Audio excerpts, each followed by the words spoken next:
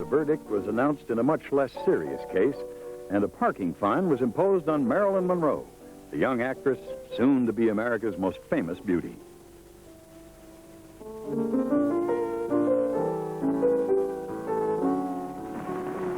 I think Judge Griffith was right in penalizing me. I don't really believe in ignoring traffic citations.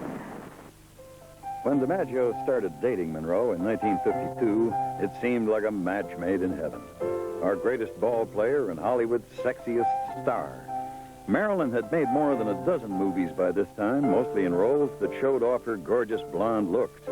Like Dimaggio, Marilyn had been married once before as a teenager.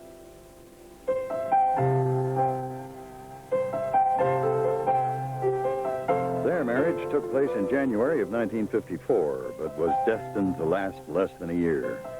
From the day they took off for their honeymoon in Japan, the couple's every public move was captured on film. Marilyn had no problem with the camera. That was her business. But Dimaggio was basically a shy private person who disliked media intrusions. His baseball career had endowed him with a charisma he didn't want. And now he found himself escort to a woman who could draw a crowd in any city in the world, a circumstance he wasn't comfortable with.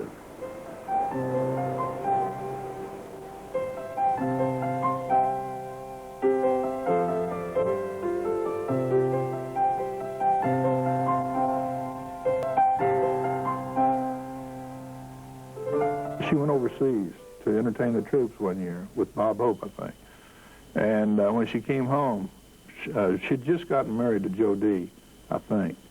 Anyway, she said something like, Joe, you can't imagine what it's like to have 50,000 people stand up and applaud you.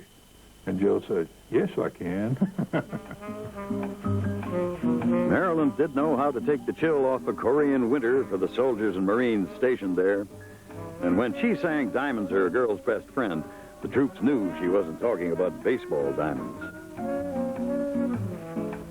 I hear that you're getting to be quite a cook, too. Joe says you can really broil a mean steak. Well, I'm learning. A little slow, but... Joe didn't come along with you, huh? No. Did he see you off in Hollywood last night? Oh, yes. Do you expect to return with him to the World Series? I wish I could, but I'll be finishing this picture when the World Series... yes.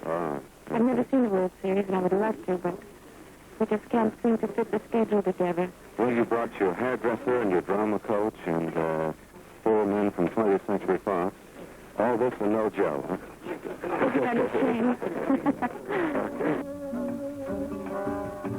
DiMaggio disliked seeing Marilyn in movie roles with overt sexual themes. He was even ill at ease during the filming of The 7-Year Itch, Billy Wilder's innocent comedy starring Marilyn and Tom Ewell. Even if he did not begrudge his wife her career, he had a low opinion of the entertainment industry. He worried that Marilyn was being exploited by it. When the movie was released, it went against his grain to see Marilyn promoted in provocative fashion. In the end, there were just too many differences in temperament and taste and lifestyle for Joe and Marilyn to live under the same roof.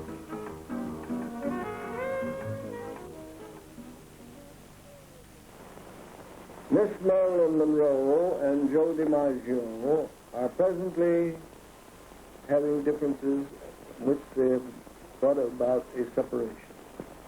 Miss Monroe has decided to file an action for divorce in Southern California, and it will be on the usual and ordinary grounds of mental cruelty. There will be no property or financial disputes between these parties. Both of them regret the necessity of the action, but they feel that it is inevitable at this time. After the divorce, Marilyn married once again, this time playwright Arthur Miller.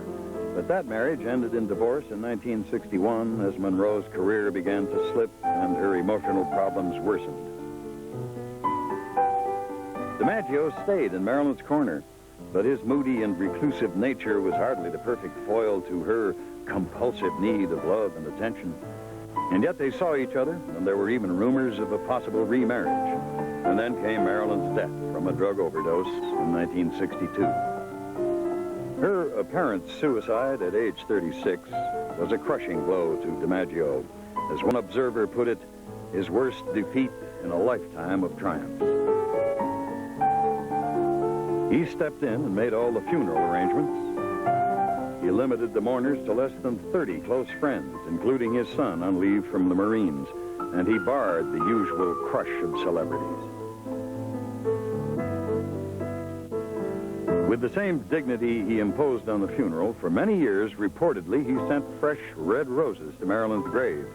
And then he stopped because the press found out about it. Both his gesture and its withdrawal perhaps suggest the true depth of Dimaggio's feelings about Marilyn.